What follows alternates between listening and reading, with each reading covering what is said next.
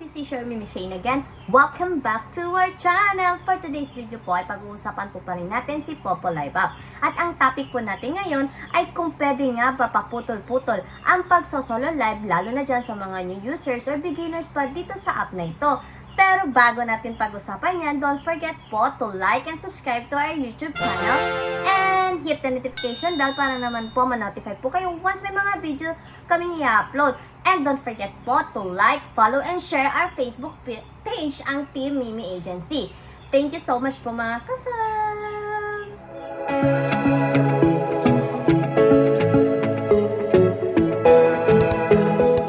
So mga ka-fam, sa mga gusto pong kumita na ganito kalaking halaga every month, join our team na po, ang Team Mimi dito sa Popo Live App. Nasa description box lang po ang link kung gusto nyo po maging sub-agent namin.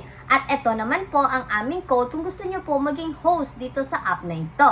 So yun na nga po, pag-uusapan na po natin ngayon kung pwede nga ba paputol-putol na pagsosolo live dito sa app na ito. Lalo na kung gusto nang pumunta ng CR or may importanteng gagawin. Ang sagot po dyan ay pwede naman po. Naman po yan, i-close ang inyong solo live at babalikan nyo po yan pag once na okay na po kayo at may oras na po kayong mag-solo live ulit. At para po, iwas violation na din po.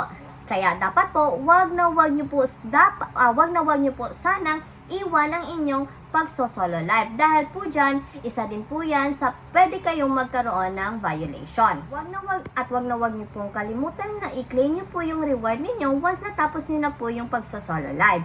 So, hanggang dito lang po ang video natin na ito ngayon. So, don't forget po to like and share and subscribe to our YouTube channel po. This is your Mimi Shane again. And sa mga willing po na gustong sumali sa aming agency, ay i-PM nyo lang po kami or i-chat nyo po kami sa aming Facebook page or diretso na po kayo sa Popo Live App or pwede din po kayo, nasa description box lang po yung link kung gusto nyo mag-download ng Popo Live App and nasa description box din po ulit ang link kung gusto nyo po maging agent namin dito. Meron po kaming pa-welcome gift po sa inyo at para po malaman namin na baguhan po kayo sa amin, i-chat nyo po kami agad-agad para po mabigay po namin sa inyo yung welcome gift na sinasabi namin. So, thank you so much mga ka-fam. See you on our next vlog po.